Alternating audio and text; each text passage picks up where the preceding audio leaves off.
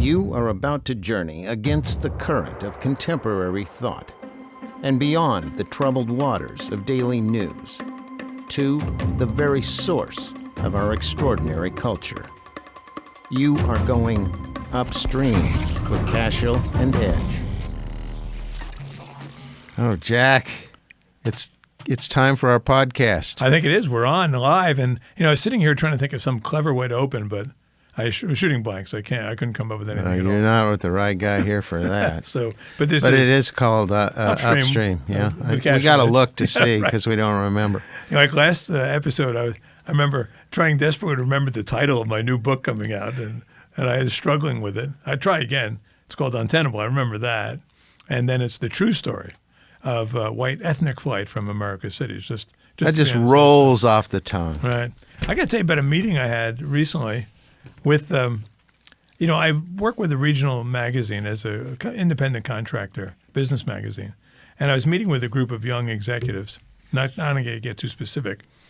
And I mentioned to them, I was talking to them about my role at the magazine, and that was to pry open the Overton window, which we've talked about. Mm-hmm. That is the range of allowable opinion in polite society. And because that range has been narrowing over time and dramatically over the last few years.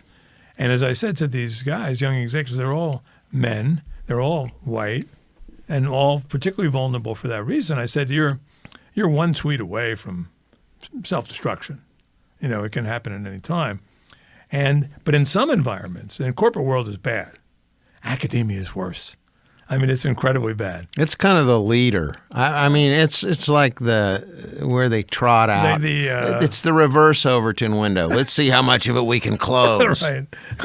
It's our Overton window closing factory. Right. And what happened though, through my magazine, unfortunately I have a publisher who's willing to let me be the contrarian.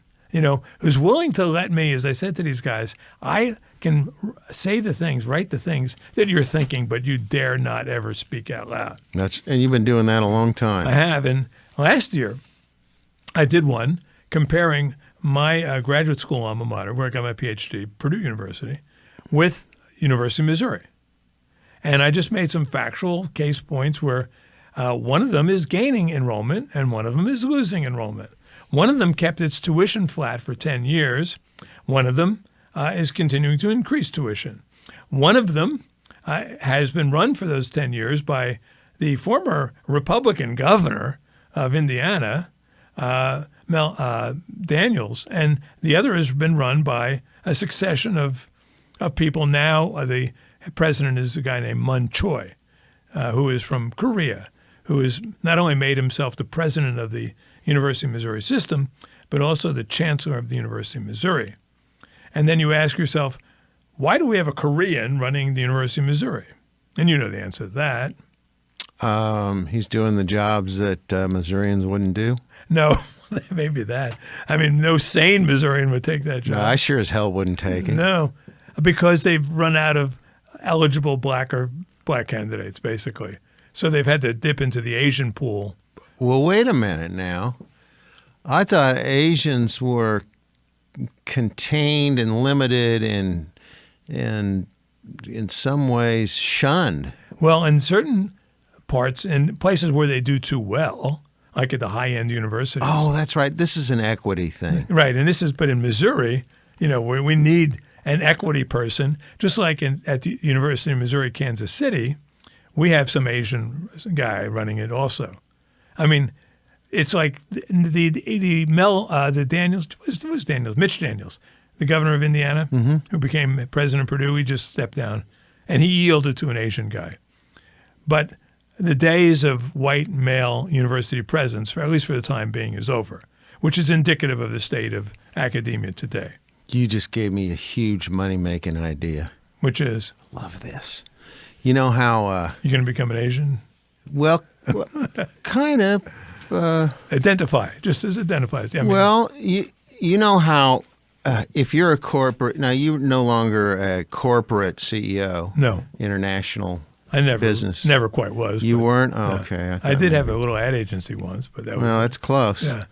But you're not a multinational criminal organization. But Al Gore created this system of carbon offsets. Right. Okay, where you can pollute your ass off. Yeah. But you can write a check to Al Gore, and he'll say, that pollution came from that Boy Scout Troop 492 over there. Right. Or we're going to say it did, and you're off the hook to pollute some more if you want. There was a Middle Ages precedent for that. Of selling indulgences. Indulgences, right. So the churches, they're not dummies. Yeah. They were ahead of this game. Right. So what we do now is we go to a place where they got too many Asians. Right.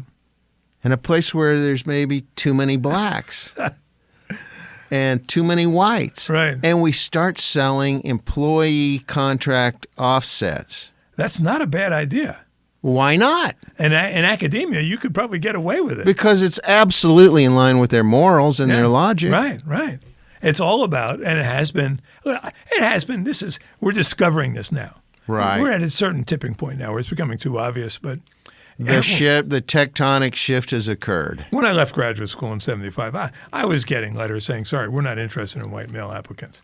They were bragging about it. Yeah. At that time, they were dipping into the pool of females, which was so much, it was a vast pool. And if you're some old billy goat professor, what a great pool to dip into. You become their mentor, right? Because that's why you were there in the first place. Right. Half the women I knew in graduate school were having their mentors write their PhD dissertations for them in exchange for the classic quid pro quo that young women have to offer. I married a professor. I'm a would-be aspiring professor, so she was getting a bad end of that deal. I mean, she wasn't getting. She had to write her own dissertation, but I could help edit it, But these guys are actually writing, and then they would hire women, and then they would feel good about themselves. But even white women now become a surplus on the market when it comes to being university president. There's not enough diversity points in being a female anymore. So now it's a desperate. They're just drilling down a little further. Right. But it's a sign of just the desperation of a dying institution. I don't know that 10 years from now, other than the fact to prop up their athletic teams, we'll have universities anymore. Well, the model has been just completely broken for so long, but the only reason they're allowed to stay as an institution, to stay viable, is that they were kind of criminally formed in the first place. They have these gigantic monumental trusts, but yet they squeeze money from every angle from the government and from these nonprofits, and then they have all these great contracts with corporations to do research and to do. I mean, they got money coming in from every direction, and so they're not bothered by the fact that there's no reason for them to exist. No, I mean, it's like you're brick and mortar and a whole bunch of stupid and a whole bunch of irrational and a whole bunch of evil that you're yet you're rocking it. You're kicking ass. Right now, I think what will hold the universities together is sports. I mean, these institutions are driving for places like any kind of major state university, Kansas University, for instance, University of Kansas. It's their basketball program that holds that university together. It's the only thing, if University of Kansas is going to go down a drain, that you would have an uprising, people saying, but we need our basketball team, right? Everything else can go because it's redundant, useless, counterproductive, dysfunctional, evil, right? The academic departments at the University of Kansas, for the most part, the liberal arts programs, are borderline evil right now. I mean, some are probably halfway, just stupid, but the others are. And they have not advanced in any way. No. I don't want to interrupt, but I want to touch on something I just thought of. A friend of mine from one of our universities here in the area. He went back. He was in the marketing and advertising, I think. Yeah. 40 years ago, 35 years ago, he decides he's going to go back. His old professor's still there. And he's going to go back and take some of his young people and take some of his interns, and they're going to go down there and they're going to let that class work on a project, a logo or identity project. Right.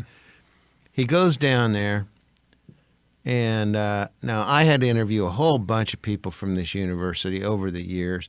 I looked at their stupid mock. They were all the same concepts, and I thought, this is a real non-ad guy approach to teaching advertising. Right. We're all going to do the same thing Right. and see how well you can draw, with no discipline to strategic thought or breaking any kind of, how do you use design and things like typography and stuff.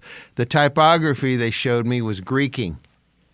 They're always a few years or generations behind the real world and technology. To this point, the guy went back there, and the class from 30 or 40 years ago or whatever it was hadn't changed. Oh, my God. Now, if you and I were both in the ad business when everything was disrupted. Right. I mean, typesetting was gone, and it's everything. Photography. Top to bottom. Honestly. And it hadn't changed. He said he was teaching the same class, and it was the same old stuff. It's like, do they have T-squares and, spray mount? And he's like, well, it's just they're teaching the same thing. Yeah. What other industry can you get away with offering a product that has no value whatsoever? No value whatsoever. I had an experience. When I came out of graduate school, I had a PhD in American Studies from Purdue. And this is mid-'70s.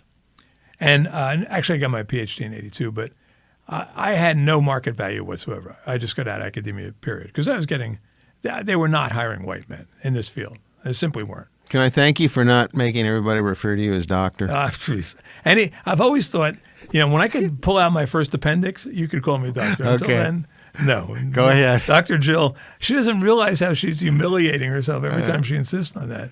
And I've read her dissertation, such as was. I could have written it in an hour, and I would have been ashamed of it. That was almost my first spit take on Upstream with Cashill and Edge. Literally Upstream.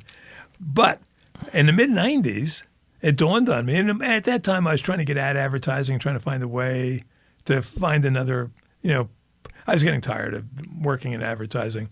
You were looking for another one of those lifesavers to grasp on. Right, because you don't want to get through the next 10 years. You don't want to grow old in advertising. They have no use for you. It's bad. Yeah, it is. It's ugly. And they'll let you know that. I mean, you feel, old, 45. I'm not talking 65. I'm talking 45. So, but I realized now that I had a PhD and, a real world experience as a creative director of an ad agency. I was suddenly very marketable. So just for the heck of it, I applied for a job at what was then, or probably now still, at least positions itself as the #1 university in the country for advertising. This is the University of Illinois at Champaign-Urbana. This is a big deal, right? And they were recruiting me. I was like a Quetzalcoatl arriving in Mexico City circa 1550, And so I went to the campus for a day, 2 days, and I got a very good idea of how modern universities function at this level. Everyone I talked to, their advertising department was geared around research, psychological research, which people in the business pay absolutely zero attention to. But in their world, which is how you score points, you publish and whatnot, mine was a set-aside. Mine was the creative set-aside. All I had to do was teach one course in creative whatever. I would teach it to a room filled of 1,000 students, right? And every professor I talked to, and they're literally trying to lure me here by telling me, you don't have to, just do a little research on it. So we don't care about your teaching. No one cares about teaching. It's a gravy boat. Woo, woo. No one cares about the students.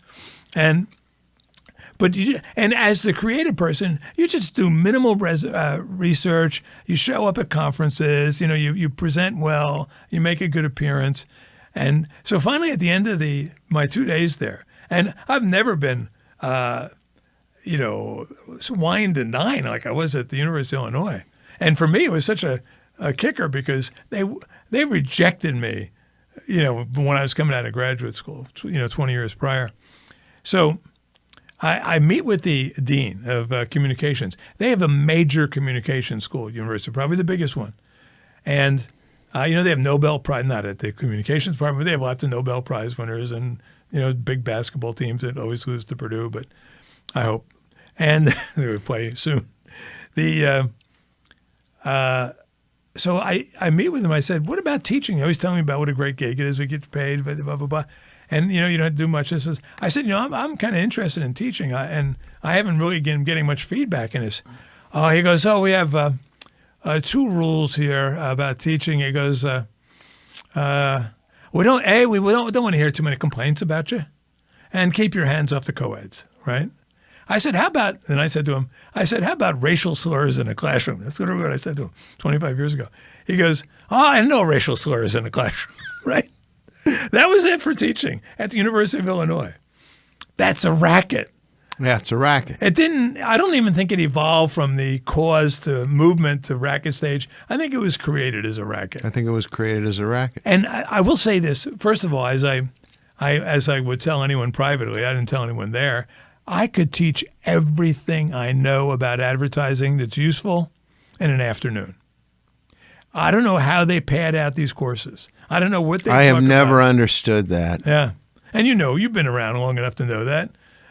Pictures pull better than pictures of people. Pictures pull better than drawings. Pictures of people pull better than people of things, et cetera, et cetera. The things you did to get by to sell a product. Use the name of your local city in the headline. Sell the benefits, not the features, right? Yeah, that sort of thing.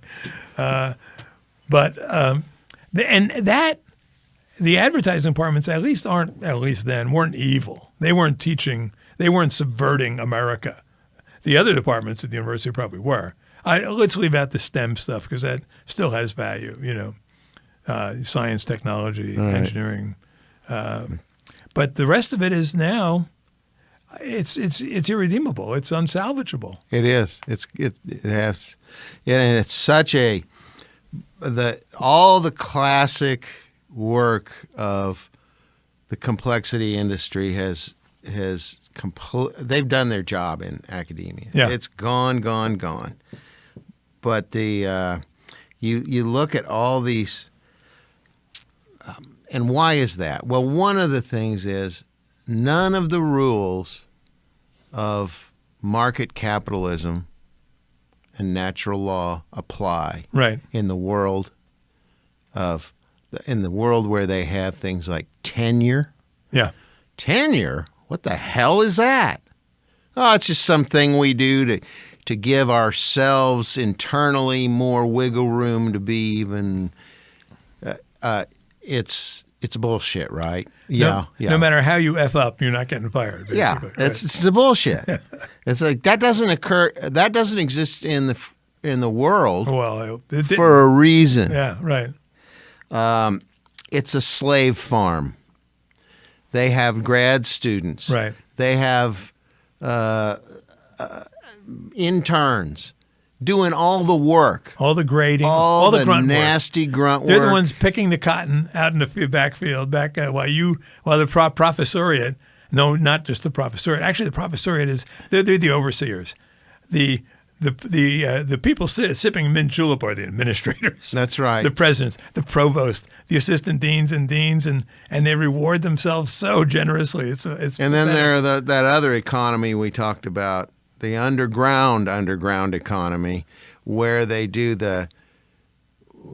help certain students of the opposite sex. Yes, right. They have deals, and that's been going on forever, right? So then the other thing is the quota system that they put into play. None of these things could exist in the real world. They would collapse. Well, unfortunately, the whole DEI infrastructure has infiltrated all of corporate America as right. well. But the cards are still on the table. Right. And at the University of Michigan, for instance, there are 156 DEI officers, right? 80 of them full time, right? They've overloaded that system. And there's zero validity to any of this stuff. Right. Nonprofit status. We got to look at this crap all across the board. Yeah. It doesn't help anybody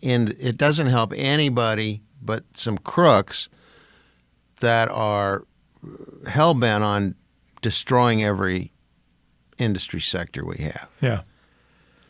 And that you get a collusion between a nonprofit college, a nonprofit corporate-sponsored research organization, and a nonprofit hospital, and you're all working together to create as much plausible deniability and perverse incentives as you can. Or the classic case of all that is the Biden Center at the University of Pennsylvania, where the millions flow in from China. Yeah. Right. To ostensibly to fund the research, who knows what? But it's a giant payoff system, basically. Well, now the Chinese Communist Party has a big heart. Right. They like to help those in colleges that are less fortunate. All right. That's your what was that guy's name? The one good thing Al Franken did on Saturday Night Live. What was his name? Yeah, that was Stuart Smiley. Stuart Smalley. Smalley, yeah. Smalley, isn't it? Doggone it. But I'm smart enough, I'm good enough, and people like me. Actually, a classic, this is a digression, but anyone who's looking for a diversion should watch Stuart Smalley interview Michael Jordan, Michael, are you ever out on a basketball court? Does it ever occur to you that you're not good enough? Michael Jordan, no. Yeah. But that's where we are. Those are just some of the overview of some of the more foundational problems. What's happening now, though, there are some more superficial problems, and that people are catching on, and on the left, people have stopped having children, which is also a problem. They prefer to either abort their children or never have them. So we are a year away from what they call the enrollment cliff. Yes, I've heard about this. Even right now, even before we reach the enrollment, might be this year. The enrollment cliff. We're not there yet, but this past year, they're cutting tenured faculty all across the state of Kansas. They've authorized the cutting of tenured faculty, and these people are squealing like stuck pigs. They've never seen this happen before. It's going to get worse. Every university, I believe, in the MU and KU systems have lost enrollments. When I wrote about the comparison between Purdue and Missouri, what inflamed them was that I was telling the truth. Yeah, of course. And part of the reason that Purdue has been able to maintain its enrollment is because it's a couple things. Male students, it's largely STEM, so it's like 58% male. Schools like, I think the schools on the chopping blocks in Kansas, the lesser state schools like, I think it was Emporia State or Fort Hays State, one of them, now we're down to 35% male. So it's lost its lure as a place to come look for a husband, which it used to be. Mm-hmm. Its primary function back in the 50s, let's face it, right. for females. That's why they had home ec departments, just to as a breeding farm, and that's the way universities function. But at least it's a function, it's a positive function. Now that's gone. So the girls left behind now just, dye their hair and get fat and call themselves binary non-gender or whatever, So the whole function the options of the aren't that hot, are they? No, and if you look at the course offerings in virtually any university department now, they're really sad. Yeah, it's the lesbian basket weaving thing. Right, it's gender studies. Then they wonder why they don't get a job afterwards, why they have $100,000 worth of debt, why Biden is pleading with the Supreme Court to allow him to buy young voters with debt relief. And once that, without that, as soon as they start accumulating debt and have to pay that debt back, if the Supreme Court saves us, I think they will, Boy, we're looking at a. That's another Yeah. part of the racket. But yeah, so enrollment's going to drop. The model should, and everybody they're at the Wile E. Coyote point. Right. They're over the ledge, And they're afraid to look down. and they haven't looked at the camera yet to make that face, but they're about to. But so I'm sure we're all very sad that some tenured professors might lose their gig, and of course that makes you imagine, gee, what would a fired tenured professor do for a living, you know? Yeah. And we had to think about that. Boy, there's almost nothing. Unless they want to be a Walmart greeter, that's probably the best. There are a lot of low-end jobs open, and they may find their way to a Walmart or an Amazon warehouse job. But if driving that a happened, forklift. and then there was somebody wrote an article on this professor who's now, working at Home Depot, Yeah. they would pass the Protected Income of Tenured Professors Act. They would say Pitra. any tenured professor who has taken a demeaning job will be, in their opinion, Yeah. demeaning, will be subsidized to the point, I mean, it's only fair, to the point where they're comfortable that their income reflects their status properly. Yeah, and I've always thought about, or historically thought about, the collapsing economics of universities as a good thing. Yeah. However, there is fallout, and it will affect many of us. Right now, the most functional small towns in America have a university, right? Right. Like a Lawrence or a Manhattan, Kansas. Yeah, because they were allowed to survive through the cabal. right, They're And- part of the problem. That's right. And so I have a place in New York State where I go in the summer. It's on Lake Erie. It's in Fredonia, home of Fredonia State University, which is collapsing and may shutter in the very near future. Maybe by the time this podcast airs, I don't know. Not quite that soon. And then I was thinking, oh, that's cool. But then I think our town goes, right? Because the university keeps the town alive. And so the town is kind of cute, charming town with, coffee shops and bakeries and all those kind of things that professors and administrators and grad students and students frequent. It won't be good for those small towns. They've got to start preparing for that. Well, the government has made it so entwined that they're controlling. If these schools, colleges should not have it. The government should not have anything to do with college, Yeah, with any kind of education, especially at the federal level. right. Nothing. Everything they do is bad. It all creates these perverse incentives that are the opposite of what it takes to build any organization. They now have too much control and power. If those were independent institutions that were competing, first of all, they'd be so much better, Yeah. and they'd be so much cheaper, and they'd be so much more responsive to the actual needs on the ground of people. They'd be all over the place with their online stuff. They wouldn't be teaching the same course 30 years later. No. Yeah, that make no sense. The real problem, bottom line, is that government is hand in hand with education, and when they do that, they take it out of the legitimate marketplace and they just create another, bastardized. I mean, it's sort of like third-party payment in healthcare. When you Yes. infuse money into the system that is no longer Attached to anybody. to the who- logic of marketplace, where you want to buy something and you pay for what it's worth. No Right. one would pay. Let's say the average tuition at a place like a Harvard or even a Washington University, even a second-rate, private school, so it pays $60,000 a year. Now, for that $60,000, you go to class.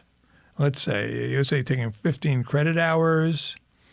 Let's say you're going to class, a given class, 3 times a week, 3 hours a week for not even 20 weeks, 15 weeks, 45 weeks. let's say they're asking for you to pay $300 every time you walk into a classroom. For what, you know?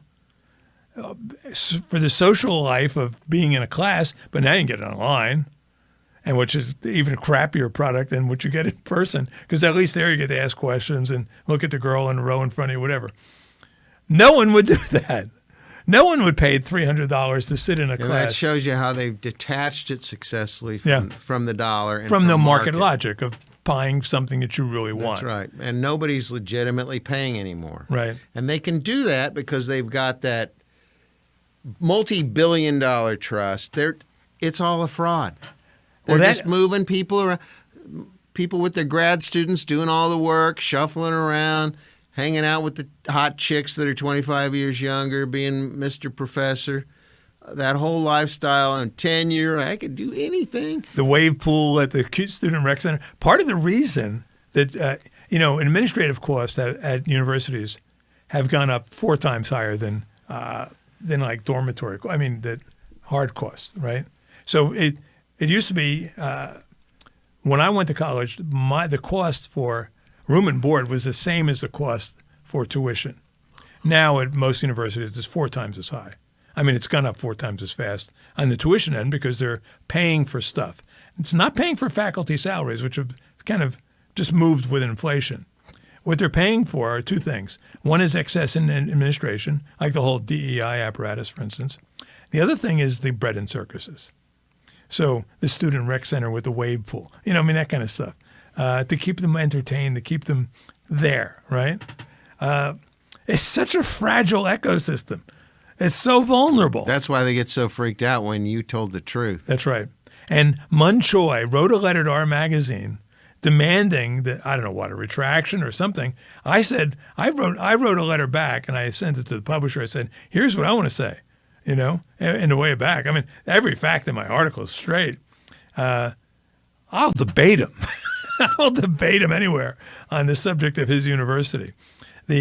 What happened in the University of Missouri, which was precipitated its decline, was that 2015 meltdown, which was crazy. Classic.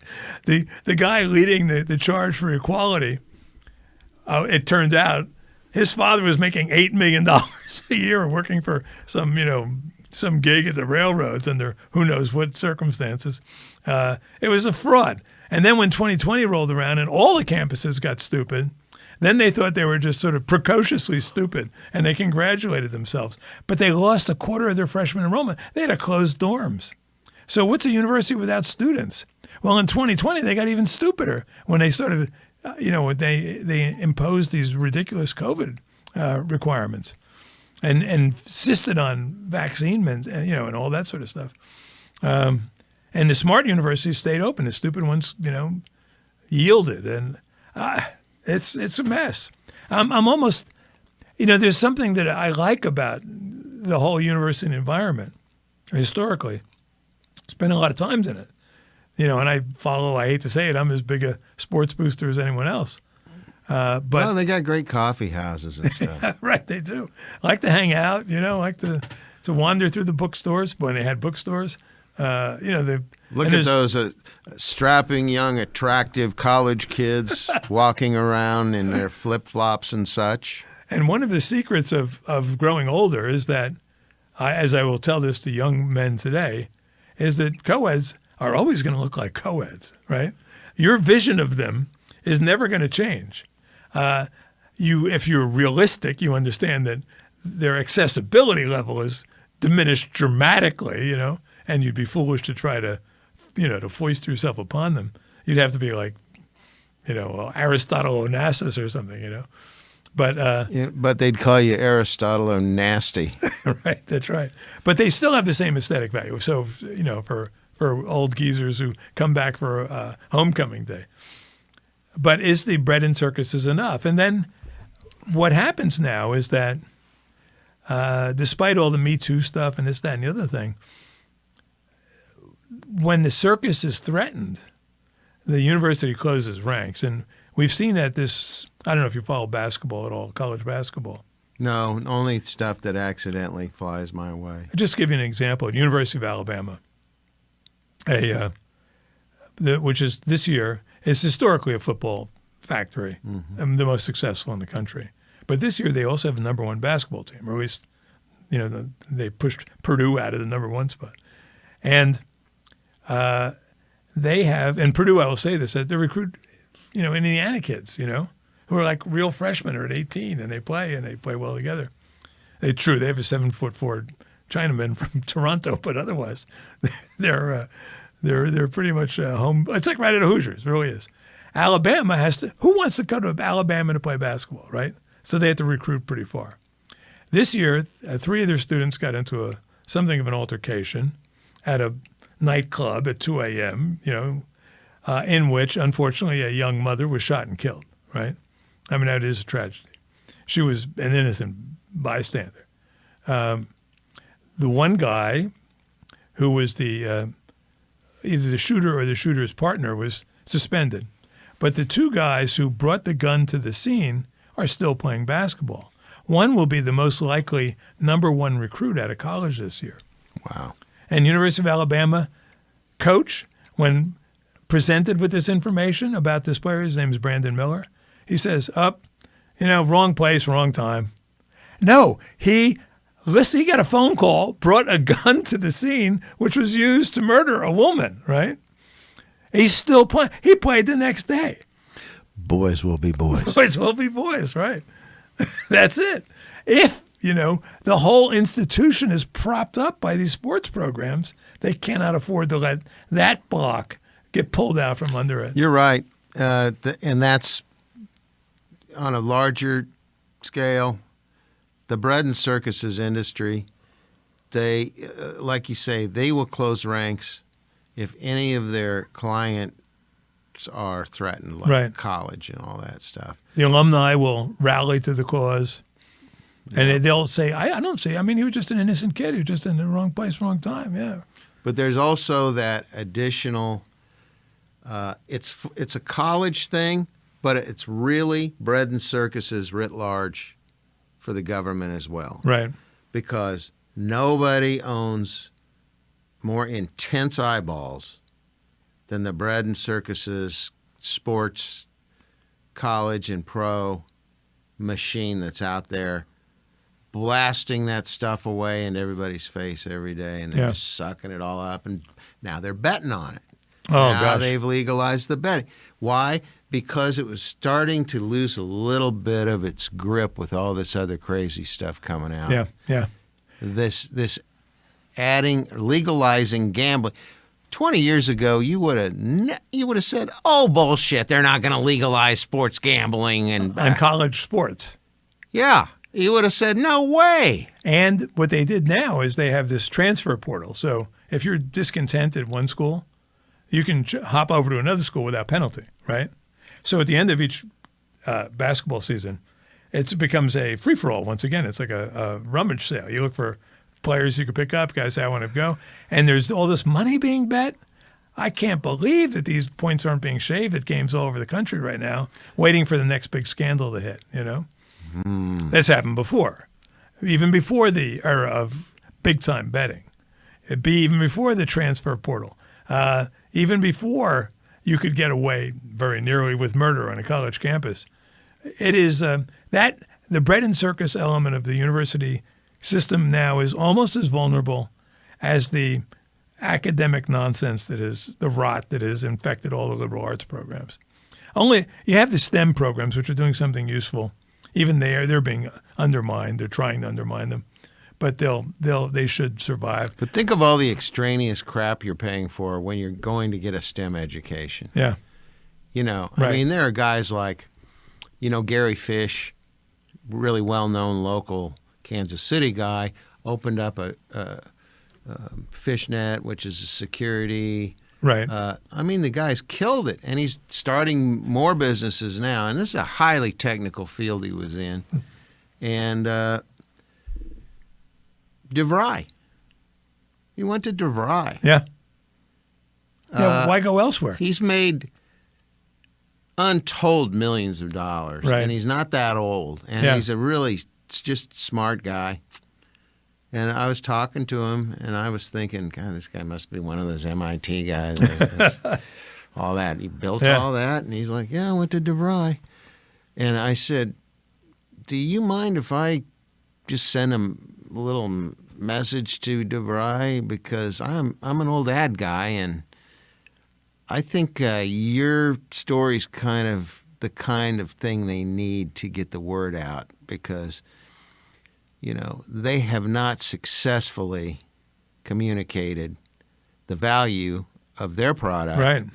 Especially now when everybody's seeing what a ruse all these other gimmick things are. Sure. But that's where a lot of the future is.